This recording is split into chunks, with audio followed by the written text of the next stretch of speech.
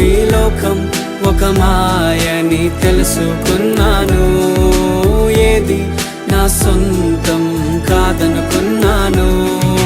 తప్పిపోయిన కుమారుని నేనైతే నా కొరకై నిరీక్షించే తండ్రి నా యేసు. తప్పిపోయిన కుమారుని నేనైతే నా కొరకై నిరీక్షించే తండ్రి నా యేసు. ఈ లోకమంతా నేను వెతకినా నాకు లేదయ్యా ఎక్కడా ఆనందం.